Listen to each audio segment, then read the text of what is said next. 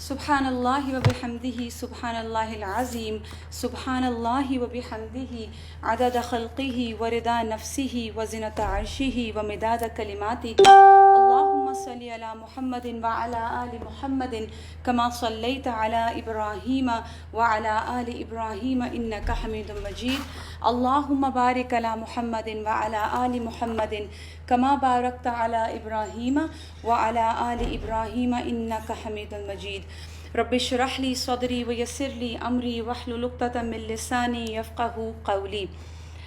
جی الحمدللہ سیرت النبی کا لیسن نمبر 6، اور آج ہم جو ٹاپک کور کریں گے اور جہاں سے ہم شروع کریں گے وہ ہے رسول اللہ صلی اللہ علیہ وآلہ وسلم کا ملک شام کا سفر اور خدیجہ رضی اللہ تعالیٰ عنہ کی مال کی تجارت۔ آپ صلی اللہ علیہ وآلہ وسلم کی شہرت سن کر آپ کے، جیسے میں نے پچھلے لیسن میں ہم نے کور کیا تھا نا، کہ آپ کے معاملات میں حد درجہ امانت تھی، سچائی تھی، اور آپ پرہیز کے لیے مشہور تھے، اور زندگی کے سارے میدانوں میں، سارے اسپیکٹس میں آپ کا یہی طریقہ تھا، تو اس کی وجہ سے آپ کا جو لقب تھا وہ امین پڑ گیا، امانت دار۔ تو ملک شام کا سفر، اب یہی آپ کی جو مشہوری تھی، اس کو سن کر حضرت خدیجہ رضی اللہ تعالیٰ عنہ نے آپ کو تجارت کے لیے اپنے مال کی پیشکش کی۔ اور حضرت خدیجہ کون تھی؟ وہ شرف اور مال دونوں لحاظ سے قریش کی سب سے معزز خاتون تھی، اور لوگوں کو کچھ اجرت پر اپنا مال تجارت کے لیے دیا کرتی تھیں۔ انہوں نے پیشکش کے ساتھ یہ بھی عرض کیا کہ وہ آپ کو سب سے اچھی اجرت دیں گی۔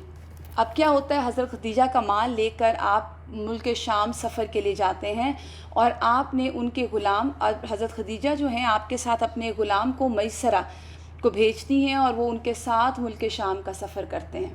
اب وہاں خرید و فروخت کی خوب نفع ہوا، اور اس قدر برکت ہوئی کہ پہلے کبھی نہیں ہوئی تھی۔ پھر آپ صلی اللہ علیہ وآلہ وسلم مکہ واپس آئے اور امانت ادا فرما دی۔ یعنی حضرت خدیجہ جو تھی وہ اس وقت کی بہت بڑی بزنس لیڈی تھی مکہ کی، اور ان کا بہت زیادہ سامان تجارت جاتا تھا، اور بہت زیادہ فائنینشلی وہ اسٹرانگ تھی۔ اور کہتے ہیں کہ جب رسول اللہ صلی اللہ علیہ وآلہ وسلم ان کا مال تجارت لے کر گئے تو اتنی برکت ہوئی کہ اس سے پہلے کبھی نہیں تھی۔ اب حضرت خدیجہ سے شادی، ادھر حضرت خدیجہ نے امانت و برکت کا یہ حال دیکھا تو وہ حیران رہ گئیں۔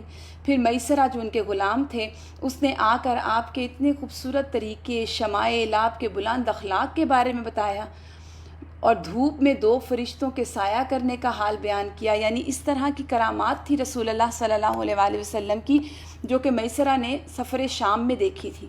تو حضرت خدیجہ نے محسوس کیا کہ ان کو گوہر مراد انہیں مل گیا، یعنی جس کی ان کو تلاش تھی وہ ان کو مل گیا۔ تو اب انہوں نے کیا کیا، تو انہوں نے اپنے آپ صلی اللہ علیہ وآلہ وسلم کے پاس اپنی ایک سہیلی کو بھیج کر شادی کی خواہش کا اظہار کیا۔ آپ کو تجویز پسند آئی، آپ صلی اللہ علیہ وآلہ وسلم نے اپنے چچاؤں سے گفتگو کی، انہوں نے حضرت خدیجہ کے چچا عمر بن اسد کو پیغام بھیجا، اور بات طے ہو گئی۔ اب شادی کیسے ہوئی؟ بنو ہاشم اور سرداران قریش کی ایک مجلس میں 20 اونٹ، اور کہا جاتا ہے 6 اونٹ مہر پر نکاح ہو گیا۔ خطبہ نکاح ابو طالب نے دیا، جس میں اللہ کی حمد و ثنا کی، پھر آپ کے فضل اور شرف کا ذکر کیا، اس کے بعد ایجاب و قبول کے کلمات کہے، اور پھر مہر بیان کیا۔ یعنی یہ سب دین ابراہیمی کی بگڑی ہوئی شکل پر یہ لوگ قائم تھے، اور دین ابراہیم میں نکاح کا طریقہ یہی رائج تھا۔ اب اسی طریقے پر نکاح ہوا، اور یہ کب ہوا؟ یہ ملک شام سے واپسی کے 2 مہینے اور چند دن بعد کی بات ہے کہ آپ صلی اللہ علیہ وآلہ وسلم کا نکاح حضرت خدیجہ سے ہو گیا۔ اس وقت آپ کی عمر 25 سال تھی، اور حضرت خدیجہ کی عمر ایک مشہور قول کے مطابق 40 سال تھی، اور ایک قول یہ بھی ہے کہ 28 سال تھی، اور کچھ اور اقوال بھی ہیں۔ اب یہاں سے ہمیں ایک اور بات پتہ چلتی ہے جو کہ ہمارے معاشرے میں تو بہت ہی معیوب سمجھی جاتی ہے، اور وہ کیا کہ کوئی عورت کسی مرد کو نکاح کا پیغام بھیجے۔ یہاں حضرت خدیجہ رسول اللہ صلی اللہ علیہ وآلہ وسلم کو نکاح کا پیغام بھیج رہی ہیں۔ اور آپ دیکھیے کہ اللہ سبحانہ وتعالیٰ اپنے نبی کے لیے، چونکہ تیاری ہو رہی ہے نا نبوت ملنے کی، ابھی کچھ عرصے بعد نبوت عطا ہوگی آپ صلی اللہ علیہ وآلہ وسلم کو، تو آپ کی زندگی میں تمام ان کرداروں کو رکھا جا رہا ہے، یا ان کرداروں کی تیاری کی جا رہی ہے جو آپ کے مشن میں آپ کو سپورٹ کرنے والے ہوں۔ کوئی کھلنڈرا کردار، کوئی نان سیریس ایٹیٹیوڈ والا شخص آپ کو ملے گا ہی نہیں اس پورے بایوگرافی میں۔ حضرت خدیجہ کی عمر جو تھی وہ 40 سال تھی، اور جیسے میں نے کو بتایا یہ بھی ہے کہ 28 سال تھی۔ حضرت خدیجہ کی جو شادی ہے وہ اس سے پہلے عتیق بن عائز مخزومی سے ہوئی تھی، مگر وہ انتقال کر گیا، اور پھر ابو حالہ تمیمی سے ہوئی، اور ان سے ایک بچہ پیدا ہوا، مگر ابو حالہ بھی انتقال کر گیا۔ اب 2 مرتبہ ایک بیوہ ہوئی ہوئی خاتون کے ساتھ آپ صلی اللہ علیہ وآلہ وسلم 25 سال کی عمر میں نکاح کر رہے ہیں۔ اس میں آپ یہ بھی دیکھیے کہ آپ جب اس کے بعد بڑے بڑے سرداران قریش جو تھے وہ حضرت خدیجہ سے شادی کی خواہش رکھتے تھے، کیونکہ وہ فائنانشلی بہت ویل ٹو ڈو تھی، ان کا خاندان بہت اعلیٰ نسب کا تھا، اور وہ بہت زیادہ، جیسے کہتے ہیں نا کہ ان کی بہت زیادہ خواہش رکھتے تھے لوگ، مگر خدیجہ رضی اللہ تعالیٰ عنہ کسی سے راضی نہ ہوئی، اور آپ صلی اللہ علیہ وآلہ وسلم کو انہوں نے پیغام نکاح بھیجا، اور اس کے پیچھے وجہ کیا تھی؟ کوئی عام وجہ نہیں تھی کہ آپ بہت گڈ لکنگ ہیں، یا آپ بہت کوئی اور آپ کے اندر نیکی ہے۔ ان کو نیکی کیا پسند آئی تھی کہ آپ صلی اللہ علیہ وآلہ وسلم کی امانت اور آپ کی ذات کی برکت، انہوں نے دیکھ لی وہ برکت۔ اور پھر آپ دیکھیے کہ ہمارے معاشرے میں اگر کوئی ٹوائس بیوہ ہوئی خاتون ہو تو اس کو تو ایسا، ایک دفعہ کوئی بیوہ ہو جائے تو اس کا بھی یہی حال ہوتا ہے، اس کو لگتا ہے کہ میں اب کسی کام کی نہیں ہوں، میں کوئی بیکار شے بن کے رہ گئی ہوں، نہ میرے آگے کوئی ہے نہ میرے پیچھے کوئی ہے، مجھے کوئی پوچھنے والا نہیں، اور بسا اوقات ڈپریشنز، اور پھر ایسا معاشرے کا حصہ اس کو بنا دیا جاتا ہے کہ وہ اس کا اب کوئی رول نہیں ہے معاشرے میں۔ لیکن یہاں پر حضرت خدیجہ بیوہ خاتون ہے لیکن بزنس کر رہی ہیں۔ آپ دیکھیے کہ ہمارے ہاں کوئی بیوہ خاتون جو ہے وہ اگر بہت زیادہ ٹورڈز انٹو بزنس ہو، اور وہ پھر ان کو کس نظر سے دیکھا جاتا ہے، کیا نظر ہوتی ہے لوگوں کی؟ اگر ان کے پاس بہت پیسہ ہو تو کس وجہ سے نکاح کے لیے لوگ پیچھے پیچھے بھاگ رہے ہوتے ہیں کہ مال بہت زیادہ ہے، ہم مالدار ہو جائیں گے۔ آپ صلی اللہ علیہ وآلہ وسلم کا دیکھیے انداز کہ آپ صلی اللہ علیہ وسلم کو نعوذ باللہ لوگ جو ہیں جو کہ آپ کے مخالفین یا آپ کے دشمن ہیں، آپ کو وومنائزر بھی کہتے تھے۔ ان کا ماننا یہ تھا کہ آپ صلی اللہ علیہ وآلہ وسلم کو عورتوں کا شوق تھا، لیکن جس شخص کو عورتوں کا شوق ہوتا ہے تو وہ 25 سال کی عمر میں کبھی بھی کسی 40 سال کی 2 دفعہ بیوہ ہوئی خاتون سے نکاح نہیں کرتا۔ اور پھر آن ادر ہینڈ آپ دیکھیے کہ حضرت خدیجہ کو سلیکٹ کیا جا رہا ہے رسول اللہ صلی اللہ علیہ وآلہ وسلم کے لیے، کیونکہ اب مشن بہت بڑا تھا، آگے کام بہت بڑا تھا، اور ایسے کام کے لیے کوئی بھی کھلنڈری بچی یا کوئی بھی بالکل ایک ان میچور جو بالکل جس کو کوئی ایکسپوجر نہ ہو، اگر ایسی لڑکی ہوتی تو وہ تو آہستہ آہستہ سیکھ رہی ہوتی، اور وہ سیکھتی تو آپ صلی اللہ علیہ وسلم کو کیسے ہیلپ آؤٹ کرتی۔ حضرت خدیجہ کا بہت بڑا رول ہے آپ صلی اللہ علیہ وسلم کے مشن میں، اور وہ کیوں تھا؟ کیونکہ حضرت خدیجہ ایک میچور خاتون تھی، اللہ سبحانہ تعالیٰ نے ان کو چنا آپ صلی اللہ علیہ وسلم کی زوجیت کے لیے، اور حضرت خدیجہ کو شرف زوجیت سے نوازا، اور ایسی سعادت عطا فرمائی کہ پچھلوں کے لیے باعث رشک ہو گئی۔ حضرت خدیجہ کے بارے میں کیا آتا ہے کہ حضرت جبرائیل علیہ السلام ایک مرتبہ وحی لے کر آئے، تو حضرت خدیجہ جب سامنے آئیں تو حضرت جبرائیل نے کہا یہ خدیجہ ہیں، ان کو اللہ کا سلام کہیے۔ اللہ سبحانہ تعالیٰ نے آسمانوں سے سلام بھیجا حضرت خدیجہ کے لیے، اور آپ صلی اللہ علیہ وآلہ وسلم نے ان کی زندگی میں کسی اور سے نکاح نہیں کیا۔ حضرت خدیجہ سے رسول اللہ صلی اللہ علیہ وسلم کی اولاد، حضرت خدیجہ رضی اللہ تعالیٰ عنہ نبی کریم صلی اللہ علیہ وسلم کی پہلی بیوی تھی۔ آپ کی زندگی میں آپ نے کسی اور سے شادی نہیں کی، آپ صلی اللہ علیہ وسلم کی تمام اولاد بھی انہی سے تھی۔ صرف ابراہیم جو تھے حضرت رسول اللہ صلی اللہ علیہ وسلم کے بیٹے، وہ ماریہ قبطیہ سے تھے۔ ان کی اولاد کے نام یہ ہیں، ترتیب سے نام ہیں، پہلے قاسم، اسی کی وجہ سے آپ صلی اللہ علیہ وسلم کی کنیت جو تھی وہ ابو القاسم ہوئی، پھر زینب، پھر رقیہ، پھر ام کلثوم، پھر فاطمہ، اور پھر عبداللہ۔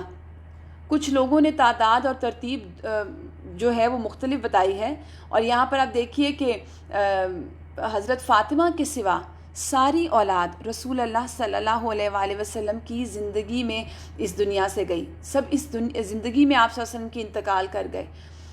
آپ صلی اللہ علیہ وسلم کی صرف بچیوں نے عہد نبوت پایا، ورنہ جتنے آپ کے بیٹے تھے وہ سب کے سب بچپن میں ہی انتقال کر گئے، اور آپ کی بچیاں آپ کی نبوت کو دیکھ پائیں اور اسلام لے کر آئیں، اور انہوں نے ہجرت بھی کی، اور سب کی سب آپ کی زندگی میں بھی انتقال کر گئی۔ صرف حضرت فاطمہ آپ صلی اللہ علیہ وسلم کے 6 ماہ بعد تک زندہ رہتی ہیں۔ اب یہاں پر آگے ایک بہت ہی خوبصورت واقعہ ہے، بیت اللہ کی تعمیر اور حجر اسود کا جھگڑا۔ اب یہاں پہ کیا ہوا، آپ صلی اللہ علیہ وسلم کی عمر کا 35واں سال تھا۔ ایک روز زوردار سیلاب آیا جس سے خانہ کعبہ کی دیواریں پھٹ گئیں۔ یہ دیواریں ایک بار کعبہ میں آگ لگ جانے کی وجہ سے پہلے ہی کمزور ہو چکی تھیں۔ اب قریش مجبور ہوئے کہ از سر نو اس کی تعمیر کریں۔ اس موقع پر انہوں نے فیصلہ کیا کہ اس تعمیر میں صرف حلال مال خرچ کریں گے، یعنی کسی اور طرح کی کمائی جو ہے وہ یہاں نہیں لگائی جائے گی، صرف اور صرف حلال مال ہم خرچ کریں گے اس میں۔ چنانچہ رنڈی کی اجرت، سود کی دولت اور کسی کا ناحق لیا ہوا مال اس میں ہم استعمال نہیں کریں گے۔ انہیں خانہ کعبہ گراتے ہوئے بھی قریش کو ڈر لگ رہا تھا کہ اگر ہم نے گرایا تو کہیں اللہ کا عذاب نہ ٹوٹ پڑے۔ بالآخر ولید بن مغیرہ، اب یہ کون ہے؟ جو حضرت خالد بن ولید کا باپ تھا، اور یہ غزوہ احد میں، بدر میں مارا گیا تھا۔ اس نے یہ کہہ کر ڈھانا شروع کیا کہ اللہ اصلاح کرنے والوں کو ہلاک نہیں کرتا، یعنی ہم تو اصلاح کر رہے ہیں، ہم کچھ برا کام نہیں کر رہے تو اللہ ہمیں ہلاک نہیں کرے گا۔ جب لوگوں نے دیکھا کہ اسے کچھ نہیں ہوا تو انہوں نے بھی ڈھانا شروع کر دیا اور حضرت ابراہیم علیہ السلام والی بنیاد تک گرا ڈالی، یعنی وہ جو بنیاد حضرت ابراہیم علیہ السلام نے ڈالی تھی نا، اس بنیاد تک کعبہ کی جو دیواریں اونچی ہو چکی تھیں ان کو گرا دیا۔ اس کے بعد تعمیر شروع کی۔ تعمیر کے لیے ہر قبیلے کا الگ الگ حصہ مقرر تھا۔ اشراف مراد ہے ان کے ایلیٹ، جو بہت ہی اونچے طبقے کے ان کے سردار تھے، اپنے کندھوں پر پتھر لاتے، ڈھیر لگاتے۔ رسول اللہ صلی اللہ علیہ وآلہ وسلم اور آپ کے چچا عباس بھی پتھر ڈھو رہے تھے۔ تعمیر کا کام باقوم نامی ایک رومی معمار کر رہا تھا۔ چونکہ مال اتنا جمع نہیں ہو سکا کہ حضرت ابراہیم علیہ السلام کی بنیادوں پر مکمل تعمیر کی جا سکتی، اس لیے شمال کی طرف سے تقریباً 6 ہاتھ چھوڑ کر اس پر ایک چھوٹی سی دیوار اٹھا دی گئی تاکہ علامت رہے یہ کعبہ کا حصہ ہے، اور اسی کو آج ہم حجر اور کیا کہتے ہیں، حتیم۔ آپ کو معلوم ہے نا حتیم کیا ہے؟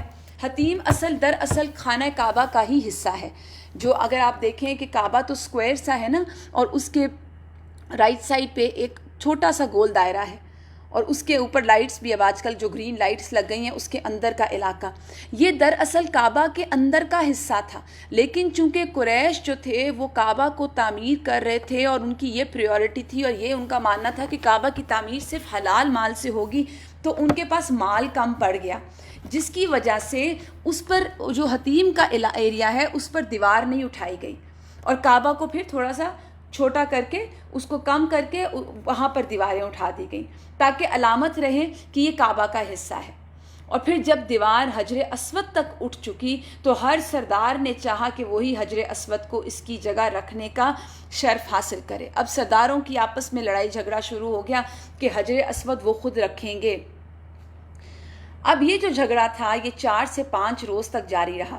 قریب تھا کہ حرم میں خون خرابہ ہو جاتا، لیکن ابو امیہ جو اس میں سب سے زیادہ عمر رسیدہ تھا، اس نے ایک فیصلہ کیا، اور اس نے کیا صورت پیدا کی کہ مسجد حرام کے دروازے سے جو شخص پہلے داخل ہوگا ہم اسے حکم مان لیں گے، وہ ہمارے جھگڑے کا فیصلہ کر دے گا۔ لوگوں نے یہ تجویز منظور کر لی۔ اللہ کی مشیت دیکھیے کہ اس کے بعد جو سب سے پہلے شخص داخل ہوا وہ آپ صلی اللہ علیہ وآلہ وسلم تھے، اور دیکھتے ہی قریش کہنے لگے، ھذا الامین رضینہ، ھذا محمد، یہ محمد ہیں جو امین ہیں، ہم ان سے راضی ہیں۔ پھر آپ صلی اللہ علیہ وآلہ وسلم ان کے پاس پہنچے تو آپ کو تفصیل بتائے گی کہ یہ سارا معاملہ چل رہا ہے۔ آپ نے اس کا یہ حل نکالا کہ ایک چادر لی، اس میں حجر اسود رکھا، اور سب سرداروں سے کہا کہ اس چادر کا کنارہ پکڑ لیں اور پھر اس کو اوپر اٹھائیں۔ تو جب انہوں نے اس کپڑے میں حجر اسود کو رکھ کے اوپر اٹھایا، تو جب حجر اسود اپنی جگہ تک پہنچ گیا تو آپ صلی اللہ علیہ وآلہ وسلم نے اپنے ہاتھ مبارک سے حجر اسود کو اس کی جگہ پر رکھ دیا۔ یہ اتنا عمدہ فیصلہ تھا کہ اس پر سب خوش ہو گئے۔ آپ دیکھیے حجر اسود کا واقعہ جو ہے نا، اس میں بہت سی سیکھنے کی باتیں ہیں۔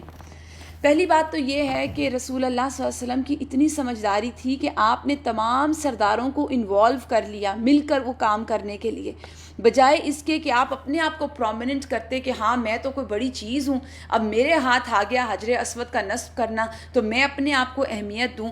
اپنی اہمیت کے بجائے انہوں نے سب کو انوالو کیا۔ یہاں پہ وہ ون اور لوز والی گیم نہیں کھیلی گئی، ون ون ہو گیا، یعنی دونوں طرف سے قریش بھی جیت گئے، رسول اللہ صلی اللہ علیہ وآلہ وسلم نے آ کے حجر اسود کو نصب کیا، اور ہر ایک کے سامنے کہیں اپنی بڑائی یا کہیں خوش قسمتی ظاہر نہیں کی۔ آج اب دیکھیے ہمارا حال کیا ہوتا ہے، ہم حج یا عمرے پہ جب جاتے ہیں وہاں پہ ہمیں موقع مل جائے حجر اسود کے قریب جانے کا یا حتیم میں جانے کا، تو ہم کس طرح فخریہ آ کے باہر بعد میں آ کے اس کو بیان کرتے ہیں۔ اس میں برائی نہیں ہے کوئی، مگر یہ فخریہ بیان کرنے کے پیچھے نیت کیا ہوتی ہے؟ اپنی اہمیت جتانا، اپنی اہمیت کے بارے میں بتانا کہ ہم کتنے امپورٹنٹ ہیں۔ اور اب جہاں تک حجر اسود کا تعلق ہے تو یہ بڑی انٹرسٹنگ اس کے بارے میں کچھ انفارمیشن ہے کہ یہ پتھر کہا جاتا ہے کہ پہلے برف سے بھی زیادہ سفید تھا، مشرکین کے گناہوں نے اسے سیاہ کر دیا۔ آپ صلی اللہ علیہ وآلہ وسلم نے فرمایا حجر اسود اور رکن یمانی کا استلام کہتے ہیں ہاتھ لگانا، انسان کے گناہوں کو مٹا دیتا ہے۔ ابن عمر کہتے ہیں کہ میں نے رسول اللہ صلی اللہ علیہ وآلہ وسلم کو رکن یمانی کا استلام دور سے کرتے دیکھا، یعنی آپ دور سے ہاتھ اٹھا کے اس کی طرف کرتے تھے، اس لیے میں کسی سختی یا نرمی کی پرواہ کیے بغیر استلام کرتا رہوں گا۔ ضروری نہیں کہ ہاتھ ہی لگا سکوں، یعنی اگر ہاتھ نہ لگا سکا یا چوم نہ سکا تو کوئی بات نہیں۔ پھر رسول اللہ صلی اللہ علیہ وآلہ وسلم نے فرمایا حجر اسود اور مقام ابراہیم جنت کے یاقوتوں میں سے 2 یاقوت ہیں، یعنی جنت کے جو یاقوت موتی ہیں نا ان میں سے 2 موتی ہیں یہ پتھر۔ اللہ سبحانہ تعالیٰ نے ان کا نور اٹھا لیا ہے، اگر ان کا نور باقی رہتا تو مشرق اور مغرب کے درمیان ساری چیزوں کو روشن کر دیتا، یعنی اتنے بہترین پتھر ہیں یہ دونوں۔ رسول اللہ صلی اللہ علیہ وآلہ وسلم نے یہ بھی فرمایا کہ اگر جاہلیت کی نجاستوں نے اسے یعنی حجر اسود کو نہ چھوا ہوتا، جاہلیت کی نجاستیں کیا تھیں؟ ان کے شرک، تو وہ اگر انہوں نے نہ چھوا ہوتا تو جب آفت والا آدمی اسے چھوتا تو صحت یاب ہو جاتا۔ اور زمین پر یہی پتھر ہے جو جنت سے آیا ہے، یعنی زمین پر جو چیزیں ہیں وہ تب سب زمین کی ہیں، مگر یہ پتھر آسمانوں سے اللہ سبحانہ تعالیٰ نے اتارا۔ حضرت عمر حجر اسود کے پاس آئے، اس کو بوسہ دیا اور فرمایا تو ایک پتھر ہے، نہ نفع دے سکتا ہے نہ نقصان، اگر اللہ کے رسول تمہیں نہ چومتے تو میں تمہیں کبھی نہ چومتا۔ یعنی اس کو چومنے کی حضرت عمر نے کیا وجہ بتائی کہ یہ آپ صلی اللہ علیہ وآلہ وسلم کی اتباع کی وجہ سے ہے۔ قیامت کے دن حجر اسود کی آتا ہے کہ 2 آنکھیں ہوں گی اور زبان ہوگی جس سے وہ بات کرے گا، جس نے اسے حق کے ساتھ چوما ہوگا قیامت کے دن وہ اس کے بارے میں گواہی دے گا۔ اور قیامت کے دن حجر اسود جب آئے گا تو وہ جبل ابو قبیس سے بھی بڑا ہوگا۔ آپ جانتے ہیں جبل ابو قبیس کون سا ہے؟ یہ ایک تو دنیا میں سب سے پہلا پہاڑ ہے، اور یہ پہاڑ اگر آپ نے کبھی غور کیا ہو کہ مروہ کے سائڈ سے جب آپ نکلتے ہیں تو لیفٹ پہ بادشاہوں کے پیلسز ہیں، تو وہ جو پیلسز ہیں وہ اس وقت جبل ابو قبیس کے اوپر ہیں۔ تو اللہ جس کو چاہے زبان دے دے، اللہ دے سکتا ہے۔ تو یہ کچھ حجر اسود کے بارے میں بات تھی، اور پھر اس کے بارے میں آتا ہے کہ حجر اسود زمین سے 1.5 میٹر بلندی پر ہے نا، اور دروازہ تقریباً 2 میٹر اونچا ہے۔ قریش نے یہ دروازہ اونچا کیا تھا، پہلے یہ اونچا نہیں تھا، اور یہ اس لیے اونچا کیا تھا تاکہ قریش کی اجازت کے بغیر کوئی شخص کعبہ میں داخل نہ ہو سکے۔ اور دیواریں 18 ہاتھ بلند ہیں، جبکہ پہلے 9 ہاتھ بلند تھی، اور اندرون کعبہ 2 لائنوں میں 6 ستون کھڑے کیے گئے ہیں، 15 ہاتھ کی بلندی پر چھت لگائی گئی ہے، جبکہ پہلے یہ ستون نہیں تھے، خالی چھت تھی۔ اب ہم کچھ دیکھیں گے کہ رسول اللہ صلی اللہ علیہ وآلہ وسلم کی سیرت۔ آپ صلی اللہ علیہ وآلہ وسلم بچپن سے ہی سلیم العقل، پاک دامن، بھرپور قوت کے مالک انسان تھے۔ جوانی اور پختگی کا جب زمانہ آیا آپ صلی اللہ علیہ وآلہ وسلم پر، تو اس میں بھی آپ کی خوبیاں نکھر کر سامنے آئیں۔ آپ کی سوچ، آپ کی صحیح نظر، بہترین اخلاق، عمدہ عادات کا آپ سب سے بڑا اس چیز کا نمونہ تھے۔ سچائی اور امانت، مردانگی اور شجاعت، عدل اور حکمت، زہد، قناعت، بردباری، عفت، صبر اور شکر، حیا اور وفا، خیر خواہی اور تواضع سب میں ممتاز تھے، اور بھلائی اور احسان میں آپ کا کوئی ثانی نہیں تھا۔ حضرت ابو طالب کہتے تھے نا آپ کے بارے میں، وہ گورے مکھرے والا جس کی برکت سے ابر رحمت برستا ہے، وہ یتیموں کا سہارا اور بیواؤں کا نگہبان ہے۔ آپ دیکھیے کہ رسول اللہ صلی اللہ علیہ وآلہ وسلم کا یہ انداز اور یہ طریقہ اور یہ عادتیں زمانہ جاہلیت کی ہیں۔ زمانہ جاہلیت جانتے ہیں آپ کس کو کہتے ہیں؟ اسلام سے پہلے کا زمانہ۔ اور آپ صلی اللہ علیہ وآلہ وسلم ہر طرح کی برائی سے آپ بیزاری محسوس کرتے، اور ایسی خرافات، ایسی برائیاں جس میں اس وقت کی عرب قوم مبتلا تھی، آپ کبھی ان کی طرف نہ جاتے، آپ کبھی ان کے اندر انوالو نہ ہوتے۔ اور آپ صلی اللہ علیہ وآلہ وسلم کو شرک سے سخت نفرت تھی، آپ سخت ناپسند کرتے تھے اس چیز کو، اور آپ نے کبھی شراب کو منہ نہ لگایا تھا، آپ صلی اللہ علیہ وآلہ وسلم نے کبھی آستانوں کا ذبیحہ نہیں کھایا تھا، اور بتوں کے لیے منائے جانے والے تہوار اور میلوں ٹھیلوں میں آپ نے کبھی بھی شرکت نہیں کی تھی۔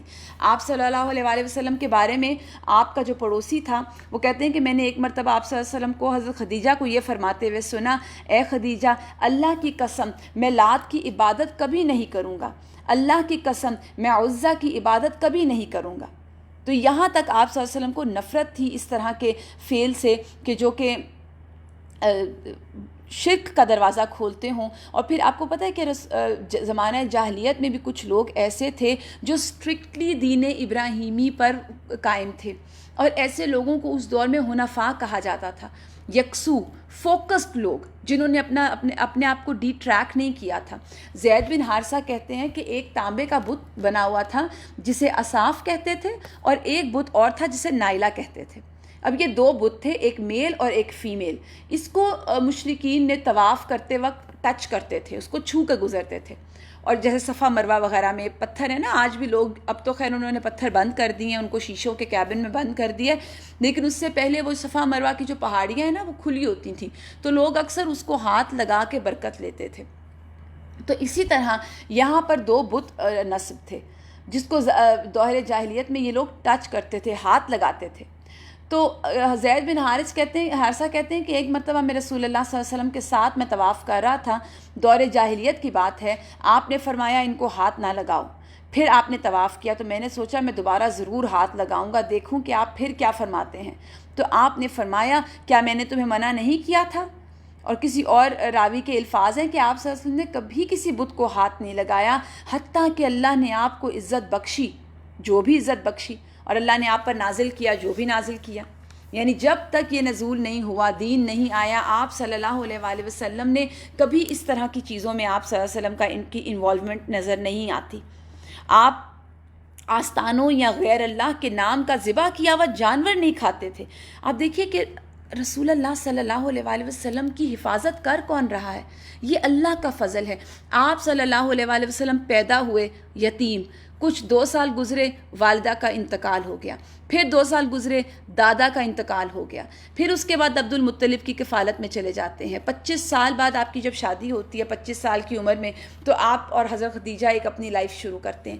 لیکن اس سے پہلے آپ سوچئے 25 سال تک تربیت کون کر رہا تھا؟ ہمیں کیا لگتا ہے آج ہم سوچتے ہیں کہ ہماری آنکھ بند ہوگی تو ہمارے بچوں کا کیا بنے گا، اور بچوں کا کیا بننے میں ہمیں ان کی فائنینشلی جو اسٹرینگتھ ہے وہ تو نہیں میٹر کر رہی ہوتی۔ ہم یہ تو نہیں سوچتے کہ یہ کمائیں گے کہاں سے، ہم یہ سوچتے ہیں ان کی تربیت کون کرے گا۔ رسول اللہ صلی اللہ علیہ وآلہ وسلم کی تربیت کرنے والا کون تھا؟ کوئی بھی نہیں بچا، نہ ماں رہی، نہ باپ رہا، نہ دادا رہے۔ تربیت کس نے کی؟ اللہ سبحانہ تعالیٰ نے۔ تو یہاں پہ سیکھنے کی بات کیا ہے کہ حفاظت الٹیمیٹلی کس کی ہوتی ہے؟ اللہ سبحانہ تعالیٰ کی ذات کی طرف سے ہوتی ہے۔ اللہ نے اپنے حبیب کو، اللہ نے اپنے نبی عربی صلی اللہ علیہ وآلہ وسلم رحمۃ للعالمین کو کس طرح سیکیور کیا۔ آپ صلی اللہ علیہ وآلہ وسلم کے دل میں بتوں کی نفرت ڈال دی۔ آپ کے بارے میں آتا ہے کہ ایک مرتبہ جو تمام جو ینگ لوگ تھے جو اس دور میں اپنی ایک محفلیں سجاتے تھے اور اس میں جو کام کرتے تھے، مثال کے طور پر شراب نوشی اور کھیل کود اور جوا، اسی طرح کی ان کی مجلسیں ہوتی تھیں نا، اور ایسی کسی مجلس میں آپ صلی اللہ علیہ وسلم نے کبھی شرکت نہیں کی تھی. حالانکہ یہ مجلسیں جو ینگ بوائز تھے ان کی تفریح گاہ تھی اور دوستوں کی جائے ملاقات ہوا کرتی تھی. آپ صلی اللہ علیہ وسلم کرتے کیا تھے جانتے ہیں آپ بکریاں چرایا کرتے تھے. کیونکہ بکریاں کیا سکھاتی ہیں؟ پیشنس سکھاتی ہیں. اس کے لیے صبر چاہیے ہوتا ہے، سمجھ چاہیے ہوتی ہے. اور یہ سمجھ کیوں دلائی گئی، یہ پیشنس کیوں دلایا گیا، یہ صبر اور حکمت کیوں سکھائی گئی؟ کیونکہ آگے چل کے آپ نے لوگوں کو اکٹھا کرنا تھا، آپ نے دین پھیلانا تھا، اور اس کے لیے بھی پیشنس چاہیے ہوتا ہے. میں نے لاسٹ لیکچر میں بھی کہا تھا کہ انبیاء کی جو لائف ہوتی ہے، ان کے جو حالات ہوتے ہیں وہ ہمیشہ ان یوزول ہوتے ہیں، وہ غیر معمولی ہوتے ہیں. ایک مرتبہ آپ صلی اللہ علیہ وسلم نے فرمایا کہ اہل جاہلیت جو کام کرتے تھے مجھے 2 دفعہ کے علاوہ کبھی ان کا خیال نہیں آیا، لیکن ان دونوں دفعہ بھی اللہ نے میرے اور ان کے درمیان رکاوٹ ڈال دی. اس کے بعد پھر کبھی مجھے ان کا خیال نہیں آیا، یہاں تک کہ اللہ نے مجھے اپنی پیغمبری عطا فرما دی. ہوا یہ کہ جو لڑکا بالائی مکہ میں میرے ساتھ بکریاں چراتا تھا، رسول اللہ صلی اللہ علیہ وسلم کہتے ہیں کہ اس سے ایک رات میں نے کہا کیوں نہیں تم میری بکریاں دیکھتے، میں بھی مکہ جا کر ذرا نوجوانوں کے ساتھ وہاں قصہ گوئی کی محفل میں شرکت کر لوں. تو اس لڑکے نے کہا ٹھیک ہے. اس کے بعد رسول اللہ صلی اللہ علیہ وسلم بیان کرتے ہیں کہ میں نکلا اور ابھی مکہ کے پہلے ہی گھر کے پاس پہنچا تھا کہ باجے کی آواز سنائی پڑی.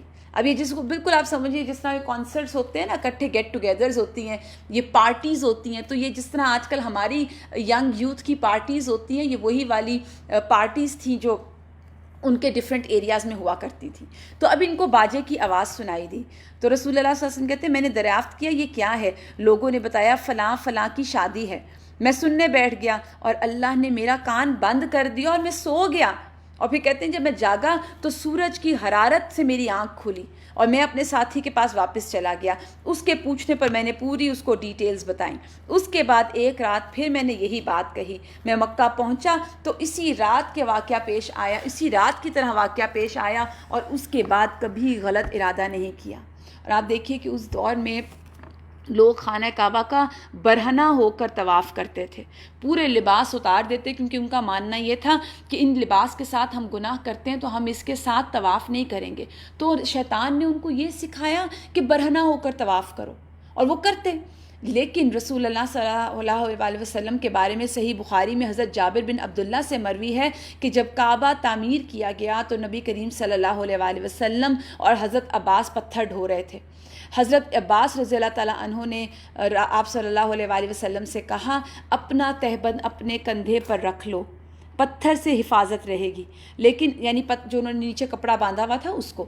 تو کہتے ہیں جو ہی آپ صلی اللہ علیہ وسلم نے ایسا کیا آپ زمین پر جا گرے، نگاہیں آسمان کی طرف اٹھ گئیں، بے ہوش ہو گئے آپ صلی اللہ علیہ وسلم. افاقہ ہوتے ہی آواز لگائی میرا تہبند میرا تہبند، اور آپ کا تہبند آپ صلی اللہ علیہ وسلم کو دیا گیا. اور ایک روایت کے الفاظ یہ ہیں کہ اس کے بعد آپ کی شرمگاہ کبھی نہیں دیکھی گئی، یعنی آپ نے کبھی آپ بے لباس نہیں ہوئے تھے.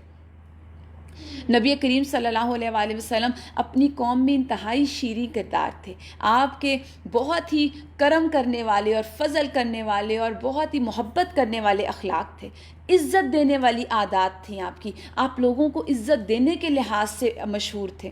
آپ بہت زیادہ بامروت تھے، سب سے زیادہ خوش اخلاق تھے، سب سے عزت دار ہمسائے تھے، سب سے بڑھ کر دور اندیش تھے، سب سے بڑھ کر سچ بولنے والے تھے، سب سے بڑھ کر نرم گفتگو کرنے والے تھے، سب سے زیادہ آپ کا نفس پاک تھا، خیر میں آپ سب سے زیادہ کریم تھے، سب سے نیک عمل آپ کے تھے، سب سے بڑھ کر پابند عہد آپ تھے، اور سب سے زیادہ امانت دار. اور یہ امانت کی تو کوالٹی بار بار ریپیٹڈلی آتی رہی ہے، حتیٰ کہ آپ صلی اللہ علیہ وسلم کی قوم نے آپ کا نام ہی امین رکھ دیا ہوا تھا، کیونکہ آپ احوال صالحہ سے پورے اس چیز کے اچھے اعمال کے پیکر تھے.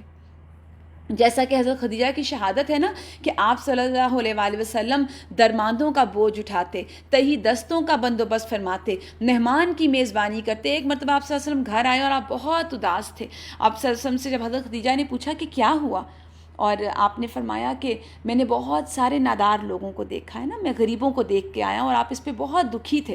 تو حضرت خدیجہ نے اپنا بہت سا مال آپ صلی اللہ علیہ وسلم کو دیا کہ آپ جائیے اور ان پہ سپینڈ کیجئے، یہ مال میرا ہے لیکن خرچ آپ کریں گے. اور پھر اس کے بعد آپ صلی اللہ علیہ وآلہ وسلم کے بارے میں حضرت عائشہ سے روایت ہے کہ آپ زمانہ جاہلیت میں روزہ رکھا کرتے تھے. عاشورہ کا 10 محرم کا روزہ جو تھا وہ قریش کے ہاں مشہور تھا. اور اس کے علاوہ آپ دیکھیے یہ صوم اور صلات کی جو ٹرمز ہیں یہ ہمارے پاس ہی نہیں ہے، یہ دین ابراہیمی میں بھی موجود تھی. اور پھر آپ کی عفت اور پاک دامنی، جیسے میں نے آپ کو بتایا نا کہ آپ صلی اللہ علیہ وسلم کبھی کسی فاحشہ کے پاس نہیں گئے تھے، حالانکہ اس وقت قریش کے سرداروں کا وہاں جانا ایک عام چیز تھی.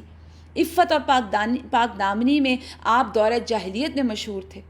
اور پھر اس کے بعد عام قریش جو تھے نا، جو عام پبلک تھی ان کی، وہ حج میں عرفہ تک جاتے تھے، ننگے طواف کرتے تھے. جیسے میں نے آپ کو بتایا وہ آپ کبھی برہنہ نہیں ہوئے اور آپ حج کے دوران عرفہ تک جاتے اور اکیلے جایا کرتے تھے کیونکہ باقی لوگ نہیں جاتے تھے.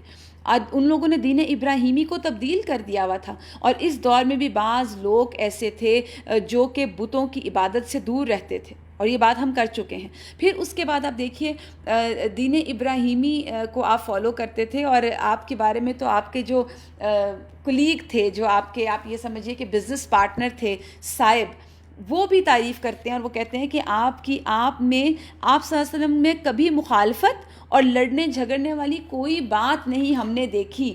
تو آپ یہ دیکھیے یہ کتنی بڑی کوالٹی ہے جو آپ صلی اللہ علیہ وآلہ وسلم کی یہاں آپ کے بزنس پارٹنر بتا رہے ہیں. اور بزنس میں تو سب سے زیادہ لوگوں کی مخالفت بھی لوگ کرتے ہیں، لڑنے جھگڑنے کی عادتیں بھی ڈیولپ ہو جاتی ہیں، اور لوگ ایک دوسرے کے اگینسٹ بھی ہوتے ہیں، اور دلوں میں نفرتیں بھی ہوتی ہیں. لیکن رسول اللہ صلی اللہ علیہ وآلہ وسلم کے بارے میں آتا ہے کہ آپ نہ مخالفت آپ نے کبھی کی اور نہ آپ نے لڑنے جھگڑنے والی کوئی بات کی. آپ دیکھیے ہمیں کسی ایک جگہ پہ جب اکٹھے ہونا ہوتا ہے اور ایک مل کے کوئی کام کرنا ہوتا ہے تو ہمارا حال کیا ہوتا ہے.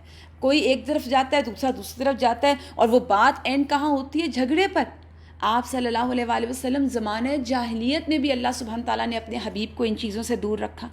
تو آپ دیکھ رہے ہیں کہ اللہ سبحانہ و تعالیٰ اپنے نبی کے لیے بیسٹ آف دا بیسٹ کرتے چلے جا رہے ہیں. انسان کو لگتا ہے کہ ساری پلاننگ وہ کر رہا ہے، زندگی وہ گزار رہا ہے، اپنے لیے اچھا یا برا وہ خود سلیکٹ کر رہا ہے. لیکن نہیں، دراصل اچھائی اور برائی تو اللہ سبحانہ تعالیٰ کی طرف سے منسوب کی جا ہی نہیں سکتی. انسان کی جو تقدیر ہوتی ہے، جو اس کے لیے اللہ نے لکھا ہوتا ہے، وہ اس تک پہنچ کے رہتا ہے.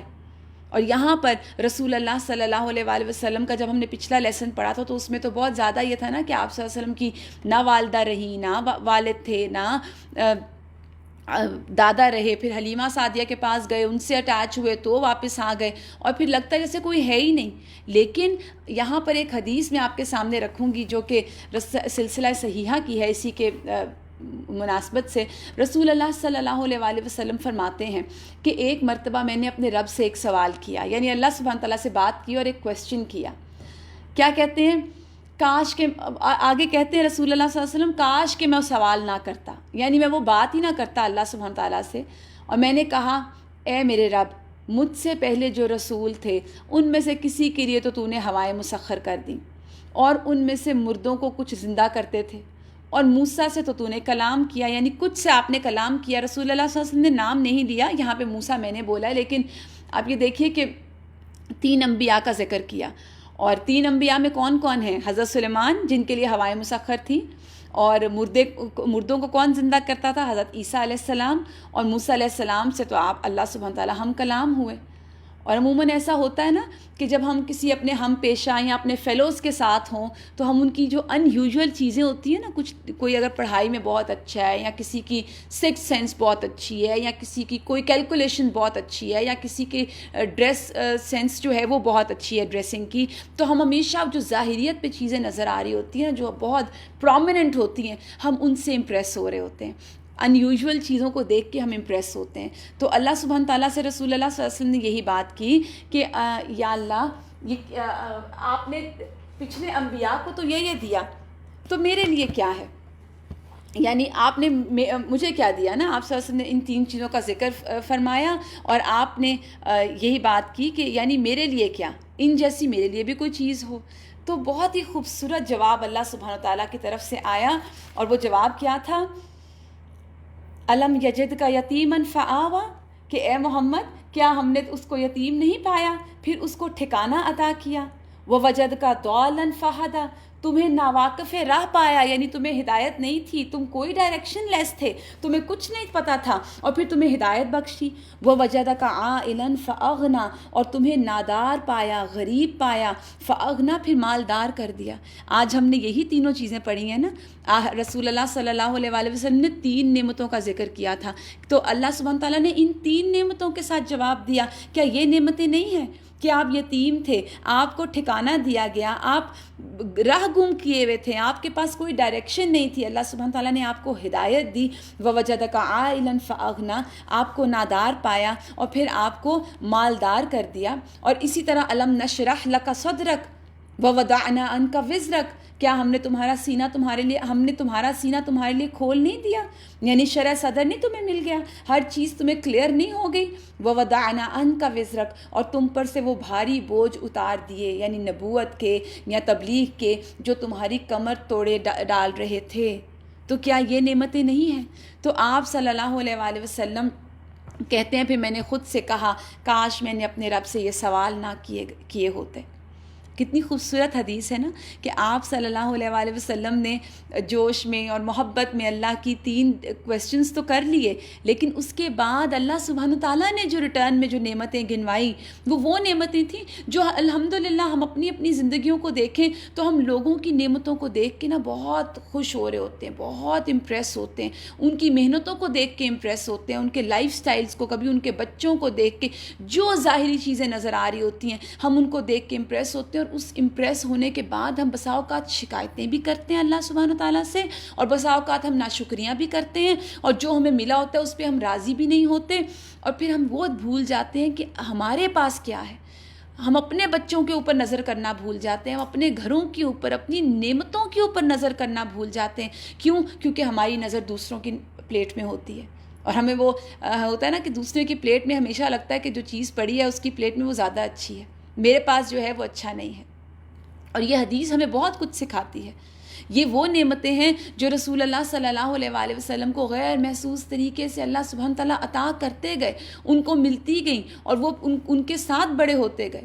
آپ دیکھیے نا کہ ایک جا رہا ہے، دوسرا آ رہا ہے، آپ کی تربیت ہوتی چلی جا رہی ہے، آپ کو بیسٹ آف دا بیسٹ ملتا چلا جا رہا ہے، اور آپ صلی اللہ علیہ وسلم جو ہیں وہ اپنی زندگی کے دن ایک کے بعد ایک گزارتے چلے جا رہے ہیں۔